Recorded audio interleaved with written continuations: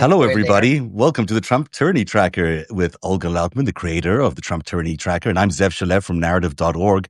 We're just discussing if Donald Trump means we're at war when he used the word we in describing that, we have control of the skies over Iran. Olga, what's your take on that? I'm curious. I tweeted yesterday because we are in such a alternate reality. I tweeted yesterday that are we going to find out we're in war on Truth Social if that's how it's going to work? And sure enough, today Trump didn't fail and said that we have control of the skies. We know where Khomeini is Mm, and can take him out at any time. I think honestly, I really, in this case, I do think that they are preparing because I've been watching the information yeah. space, and you see Vance came out with a message, isolationist Vance, that we should not look outside our borders, is now preparing people, for U.S. entering a war with Iran.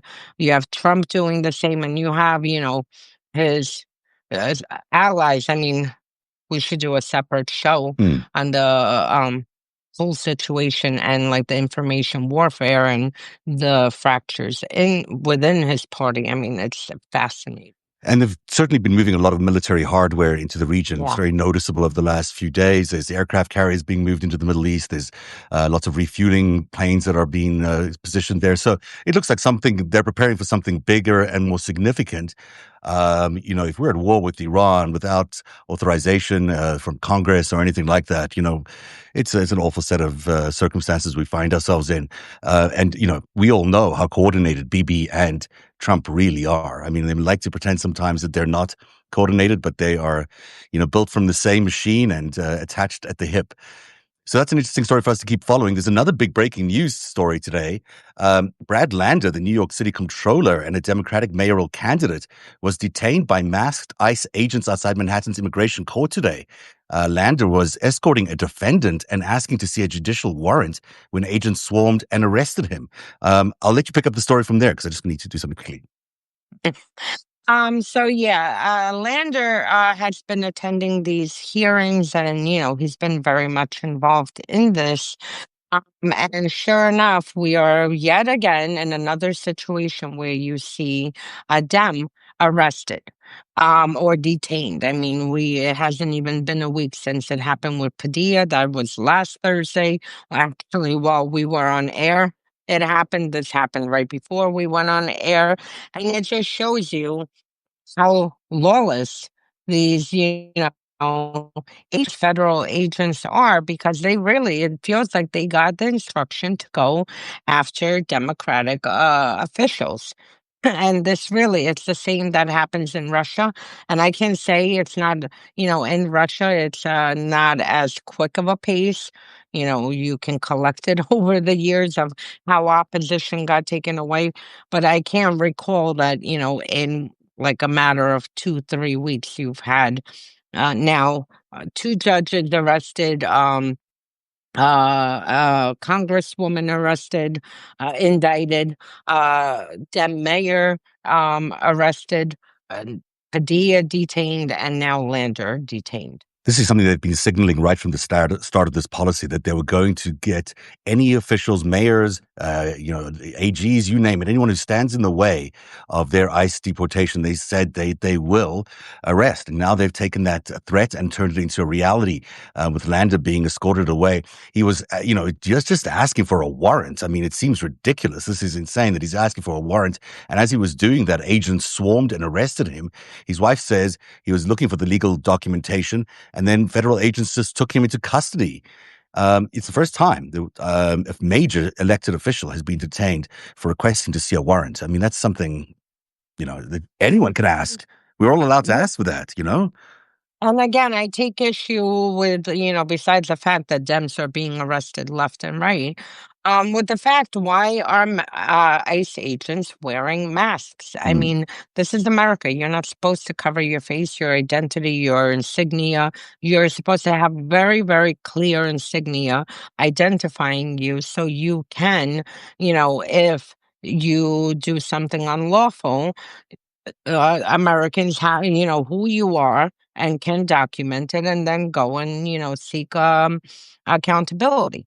And so you have this. And then the other is the fact that they're swarming around courts. I mean, we saw that, we discussed it last week, how they've changed their strategy over the past few weeks. And now they're literally, as people are doing their duty and, a lawful duty and going to court to check in, they're going there and grabbing these people. And this is, again, lawless. And it's a suspension of the rule of law. I mean, you're entitled to ask for a warrant. That's just one of the things you're allowed to ask when you're being arrested. Is like on what grounds?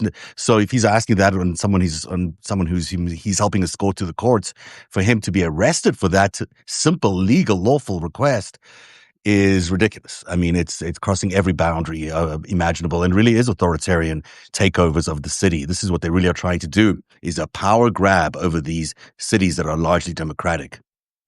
And the last thing I'll say, I'm no fan of Cuomo, um, but he is a candidate for New York City. And I mean, it was what, 3 weeks ago, I believe the Department of Justice opened an investigation on him. So they're literally like interfering in New York City elections.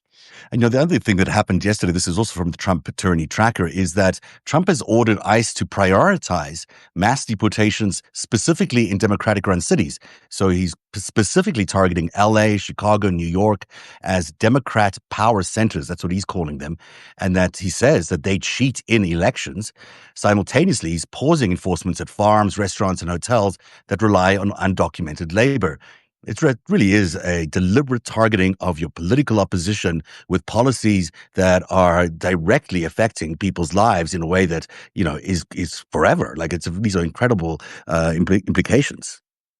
We were sold by Trump that he was going to deport all the criminals, the rapists, the murderers, criminals. What we have seen is, by all the recent reporting with, from CNN and NBC and other media organizations that went through the actual arrest, that literally, I believe, I think 80% are not criminals. So he's targeting, the actual criminals he's arresting in the fraction of the people being targeted. And you see the specific turn to Democratic cities because he wants to set off. I mean, this is all part of the playbook. You target Democratic cities, then you send in the Marines and the National Guard and, take federal control over these cities. You have protesters come out, and then you, use federal resources to silence dissent. I mean, this is part of the playbook. And the fact, that now this is like, he, like I said, promised to deport criminals. The fact he's now mangling in election interference and that they're voting with conspiracies, it just shows you that this is specifically targeted to, add Democratic cities. It has nothing to do with the law and order, has nothing to do with deporting criminals, because the fact, to mention that illegals vote, no, they do not vote. And, this goes back to his conspiracies and the 2020 election and whatnot. So we really need to push back on this because this is part of a playbook. This is not just, individual events happening. Especially because it seems like with these relief for people who are farm workers or agricultural workers, those people are probably in red states or more likely to be in red states, perhaps. They may be his friends. It seems like they're getting targeted less and Democratic cities are getting targeted more. So, it's definitely political favoritism and it's definitely, using the federal resources against your political enemies. It's so undemocratic. It's so un-American. It's just unthinkable. The other thing that's also really unthinkable is what's going on at the Department of Veteran Affairs, where they're now allowing doctors and staff to deny medical care based on political affiliation, like being a Democrat, and marital status. Veterans who are Democrats or unmarried can now be refused treatment with protections for political party, national origin, and union activity stripped from patient bylaws. Medical professionals are calling these changes extremely disturbing and unethical. This really is a whole new level of discrimination, and we're talking about this with Dean yesterday on the show yesterday. It's like apartheid. So you have, people who sign up for the military to serve their country, not to serve Democrats, not to serve Republicans, but to serve their country and to keep all Americans safe, not, certain Americans. And, the least we can do is provide them with the services necessary, all the services, whether it's helping them start their life again. Because if are stationed somewhere in the Middle East, in a war zone, and then you come back, you need the resources to find a home, housing, Of course. to, he called doctors and whatnot, mental health. And the fact that now he is weaponizing the VA against Democratic, veterans and, veterans who are not married. I mean, this is absolutely insane. This actually is going to backfire on him because the veteran community stands united so strong that they, I'm sure, will be organizing around this and making a lot of noise. But this is just insanity. I mean, can Yeah. you imagine? Someone who served their country comes back, they need a medical appointment, and oh well, you voted for a Democrat, so Yeah. sorry, we don't have services for And you. how would they This know who they voted for? The marital status thing seems like a code really to target LGBTQ service people, that they really don't want associated anymore with the military.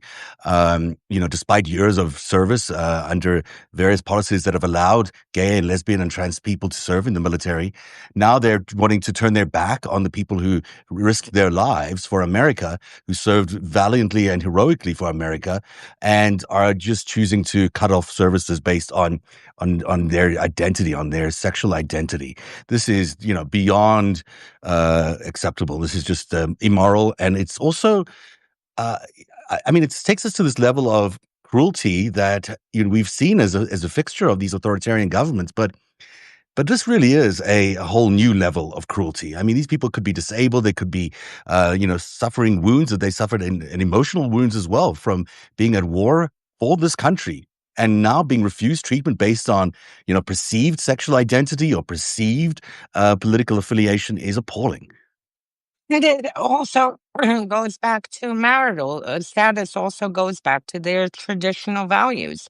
Because I believe it was the transportation secretary who said that we're going to allocate funds for states that have higher marital rates. Mm. I mean, so this also goes back to this Christian nationalist thing that if you are not married, then obviously, you're not following the traditional values path Right. that being married and having children. Yeah, I did that for So I women mean, too. He said women who are in their whatever 40s or 50s. I'm not, whatever. I don't remember the terminology they were using, but that it's ridiculous. so they're weaponizing, and again, this is our money. This is not that they're giving it out as charity. This is our money. The American people pay taxes. They fund every single worker, including all these ICE agents who are running around, committing unlawful acts, detaining people, breaking windows in cars. I mean, this is our money. Yeah, And he the had that fact that shit show of a parade the other day. He spent $90 million on we that paid parade, for this. and he's not allowing veterans to get the services they need when they come back from war. I mean, it's appalling. What kind of commander is this guy? What kind of example is he setting for his troops or his country? It's just, it's just And unbelievable. this comes from a man who dodged military service Mhm. and said his biggest Vietnam, not, the people who died during Vietnam or were injured or had mental trauma. His biggest Vietnam was STDs because he was busy running around New York sleeping with Yeah, people. I exactly. mean, And if he could even face a bunch of people at the G7 yesterday who just, never mind a war. Can you imagine him at war? He'd run so fast, he wouldn't know what to do with himself. It's just appalling, this whole situation. The VA, everyone needs to be pushing back. It's one of those Call situations where we should Congress. Call call Congress. Congress. Everyone should have Congress on speed dial every day at this point. Just like pick your two topics of the day, call them and let them know, because it's just, that's the only way to really stop this. Our final story focuses, I think it's our final story. Maybe there's another one buried in here. I'll find it in a second. But the next story Yeah. is about press freedom. Journalism organizations have filed federal lawsuits against the LAPD over systemic violence against reporters covering ICE protests. Over 36 verified incidents include journalists being shot with rubber bullets, detained, and deliberately targeted despite their clear press identification. One photojournalist described it as very intentional and designed to create a chilling effect to convince us to go away. Well, it clearly is. From the videos we've seen, this is directly targeting the media. So you have, the journalist who said this, he was shot in the head.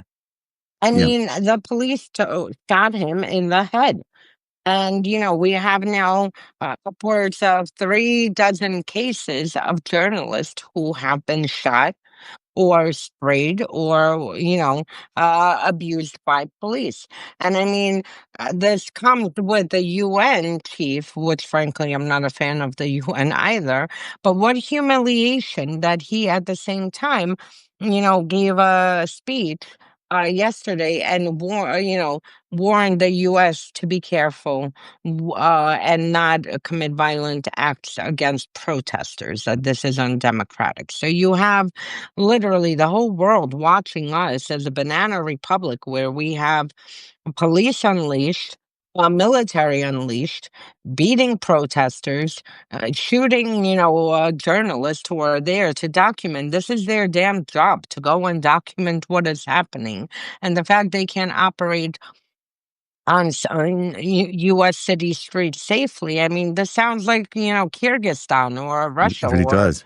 It's a clear this is. attack on the First Amendment rights. And, this is the press up there to document what's going on, as you point out. If there's any trouble, if the police act, why they want them out of the way is because they don't want these documentation of what they might do to protesters and what they might do to immigrants. And that's why it's so important the media is protected and allowed to cover everything that happens. That's how we know for the future. That's how we know for the historical record. But it's also how we know exactly what's going on. It's one of the protections that we have built into the Constitution, is that the Fourth Estate observes and reports on what's going on. And the minute we start taking that away by shooting them in the head with rubber bullets and making it impossible for them to do their work, it is a direct attack on our Constitution, as is all this other stuff today. I mean, today's been like a litany of attacks on the Constitution. When you think about it, the due process is being taken away. You got local officials being arrested because of asking for a legal warrant. I mean, it's such discrimination against people and based on gender, political affiliation, and sexual identity. It's just an assault on everything that is in the U.S. Constitution. Couldn't be a better example of a day where there's authoritarian creep everywhere. Yep. And we have one more story Mm, to cover, the Trump organization with his phone and his cell phone service.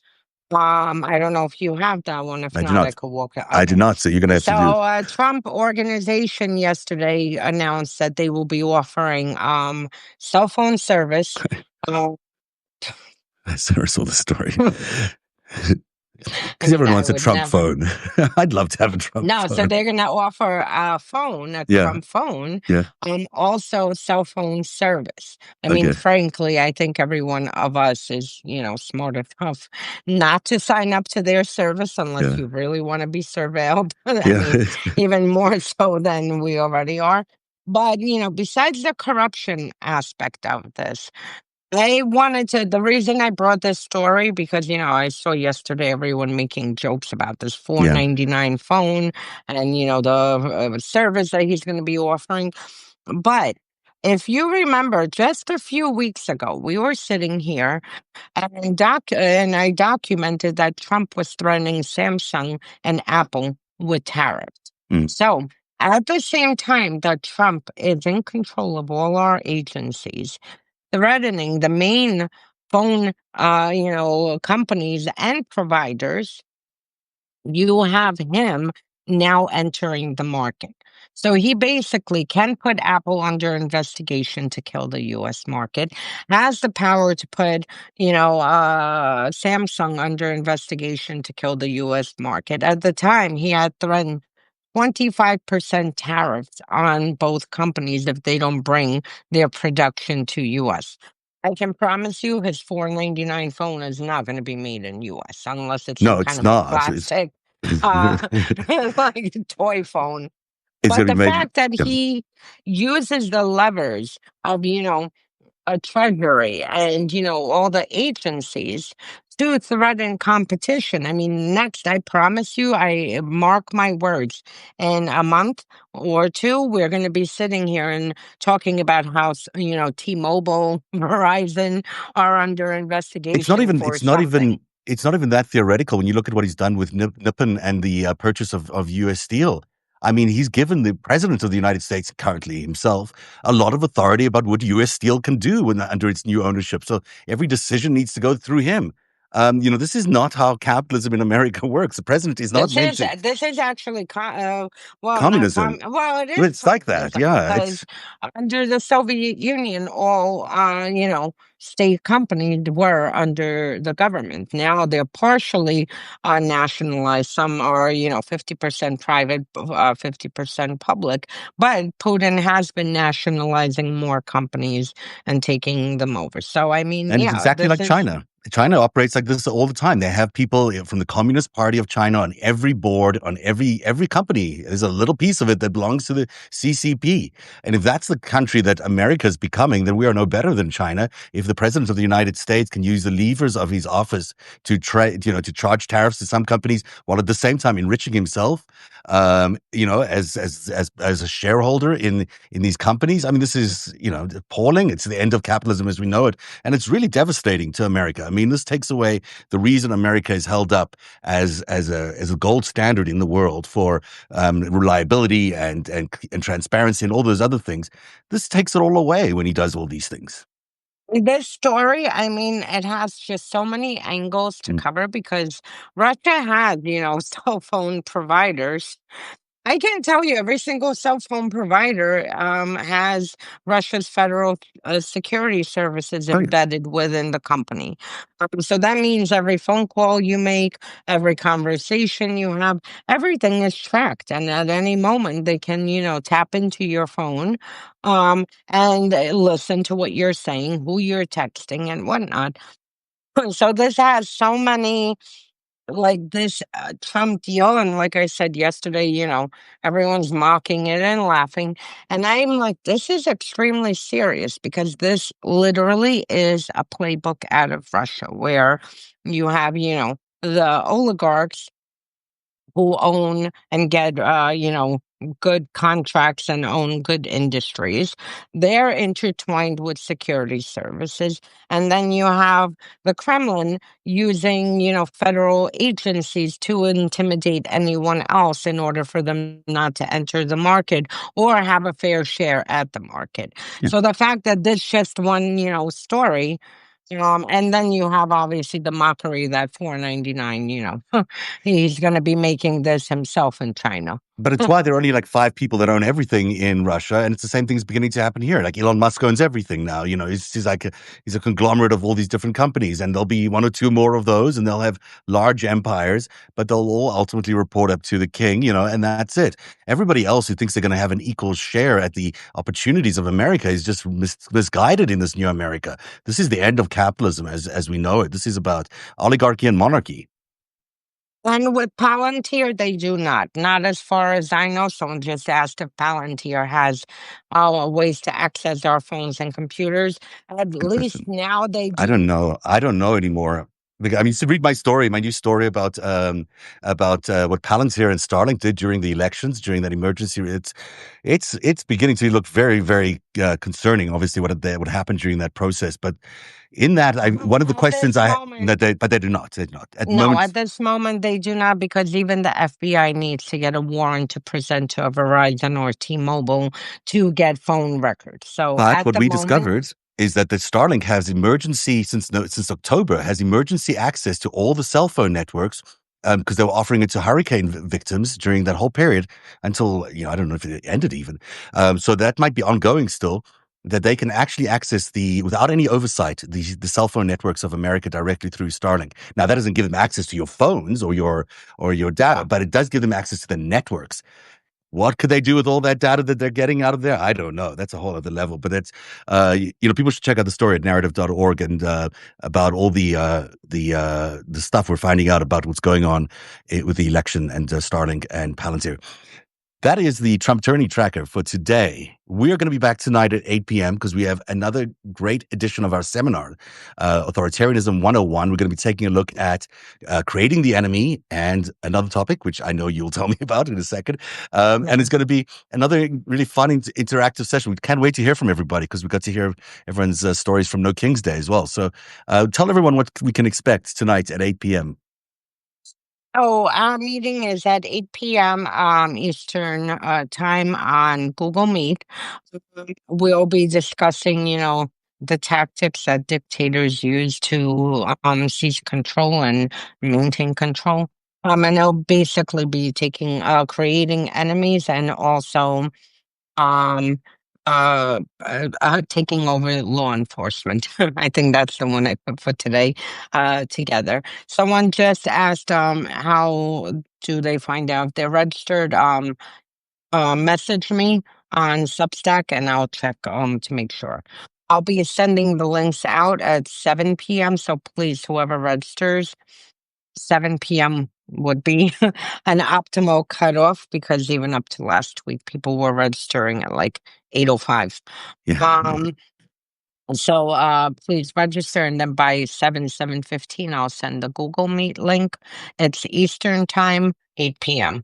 And it's for paid subscribers of either the Trump Tyranny Tracker or Unmasking Russia or of narrative.org, narrativ.org. If you're a paid subscriber, you get access to these seminars. This is just week 2, although there's been 3 sessions, but we'll keep doing them until we think we have 8, but maybe there's more. We'll keep going if there's demand for it. And it's a great touch point for everybody. It's great to have a conversation with everybody about where their minds are at and also hearing how they're going on and what's going on in their neighborhoods and in their states as they protest this authoritarian And government. just quick yes or no.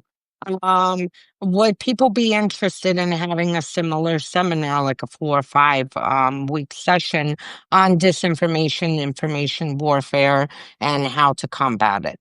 Because this is another topic I think that I I'd would love love it. to do. I'd love to do that. It's a really interesting one. So yeah, people please chime in and see if you're interested in that. Because There's a this lot of is yeses something I could showing up. bring the at least, how to combat it. I've worked closely with, Polish services and Ukrainian services in the whole Eastern Bloc. They know how to combat, Russian disinformation and Russian operations. And this is something laying out what the tactics are and at the same time, how to push back against it. So It's really interesting, and I'd love to be a part of that. And it's now you are, 2:30, so I'm you going. are, So I'm in going case you didn't know. I'm already aside. You see, I found out today that you have how many pets do you have? I wanted to start the show with this, but we landed up talking about Iran. But how many pets in your home? If I didn't have a child, I would be the childish cat lady. Yeah, But I do have a child. I have a gecko, yeah. two, 2 parakeets, 3 cats. One of them is 1 year old. She's so cute. And a golden retriever who's like 125 pounds. So 7 animals and a son. That's wow. That's a lot of people in your home. Yeah, Wow. I would be the typical childless cat lady had I not had a child. I don't know how Olga Lautman finds the time to do any of this, but it is remarkable. Well done. I'm very Oh, impressed by you. it's a whole herd to take care of. I'm sure, but you do it somehow. We'll see you again tomorrow at 2 p.m. for the Trump Tyranny Tracker, and I'll be back in 30 minutes with Dean Blundell for the Bye, 5 stack. everyone. Cheers, everyone. Have a Yes, you great will. day. Bye. Bye.